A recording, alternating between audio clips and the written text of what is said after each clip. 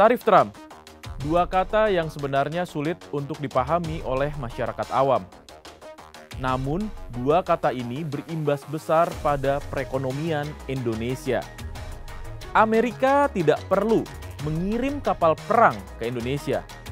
Cukup satu surat dari Trump dan jutaan masyarakat kita bisa kehilangan pekerjaan. Saya Andri Susanto dan ini Point of View Sindo News.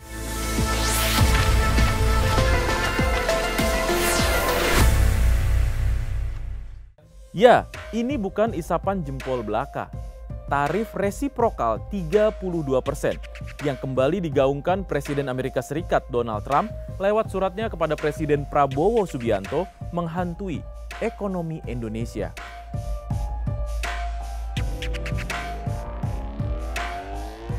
Tarif impor tinggi tersebut otomatis memberikan tekanan langsung pada kinerja ekspor nasional, terutama bagi komoditas dan industri yang sangat bergantung pada pasar Amerika Serikat.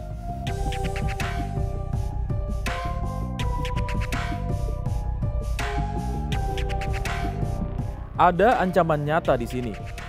Penurunan volume ekspor otomatis menggerus devisa negara. Selain itu, rantai pasok global yang menopang sektor industri dan lapangan pekerjaan sudah pasti terkena imbasnya. Kenapa? Logikanya mudah. Ketika tarif tersebut berlaku, harga barang dari Indonesia akan melonjak drastis. Alhasil, permintaan pasar pun otomatis berkurang. Komoditas ekspor bernilai miliaran dolar seperti alas kaki, pakaian jadi, bahkan perangkat elektronik bisa kehilangan daya saing. Harga naik, pembeli kabur, industri pasti terkapar. Padahal ekspor kita ke Amerika selama Januari sampai Maret 2025 naik signifikan. Amerika Serikat menjadi penyumbang utama surplus neraca perdagangan Indonesia dalam 10 tahun terakhir. Amerika ada di urutan pertama pada periode Januari sampai April 2025 dengan nilai sebesar 5,44 miliar dolar Amerika. Tapi dengan tarif 32%, di 1 Agustus nanti semua itu bisa ambruk bak efek domino. Studi dari Center of Economic and Law Studies atau CELIOS memperkirakan dampak pengenaan tarif ini akan menyebabkan hilangnya 1,2 juta lapangan kerja di sektor padat karya. Lantas bagaimana kita meredam semua ini? Ada 3 solusi yang bisa dilakukan. Pertama, eksportir nasional dan otoritas perdagangan perlu merumuskan strategi baru dan mencari partner perdagangan di luar pasar tradisional, agar ekonomi dalam negeri tidak terdampak secara masif.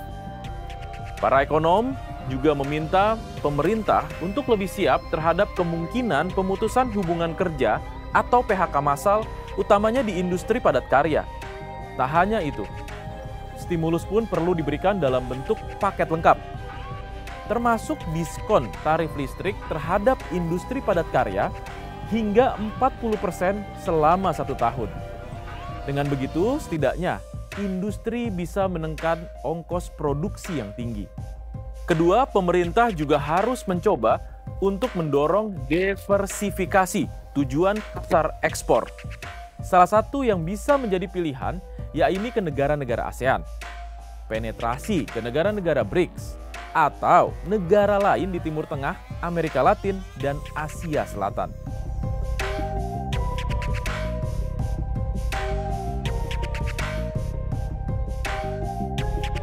Ya, betul. Alih-alih menganggap tarif Trump sebagai ancaman, kita perlu mengubah mindset kita nih untuk menjadikan momentum ini ekspansi ekspor strategis ke negara lain yang belum terjamah. Karena ketergantungan yang berlebihan pada satu pasar telah terbukti rentan terhadap kebijakan sepihak. Ketiga, negosiasi tarif masih menjadi harapan Indonesia. Pemerintah harus tetap tenang dalam menghadapi provokasi ini. Negosiasi dan lobi harus dikedepankan atas tekanan sesaat. Memang, tarif Trump bukan hanya berimbas pada Indonesia saja. Beberapa negara seperti Vietnam, menanggapi ancaman tersebut secara akomodatif dan membuka akses perdagangan. Sedangkan negara lain seperti Cina memilih konfrontasi langsung melalui kebijakan tarif balasan. Hal ini menunjukkan bahwa ancaman tarif Trump bersifat credible threat atau ancaman yang dirancang secara rasional untuk menghasilkan kesepakatan yang menguntungkan bagi pihak pengancam. Respon Indonesia harus diarahkan pada strategi yang cermat dan berimbang. Menyerah bukanlah sepenuhnya pilihan bijak, namun bersikap terlalu konfrontatif juga sangat berisiko. Pendekatan ini memungkinkan tercapainya kompromi yang saling menguntungkan, sebab pada akhirnya Amerika Serikat juga membutuhkan stabilitas perdagangan global. Sindonews berpandangan pemerintah harus lebih masif lagi dalam merancang lobi-lobi dengan mengerahkan semua kemampuan yang dimiliki. Tidak boleh hanya dengan jalur diplomatik biasa, tapi jalur-jalur lain yang belum dimaksimalkan untuk mengantisipasi ancaman Amerika. Reputasi Presiden Prabowo Subianto yang sangat baik di mata pemimpin dunia akan menjadi faktor penentu dalam negosiasi langsung dengan Presiden Trump. Tinggal memilih jalur dan utusan khusus yang tepat untuk melakukannya.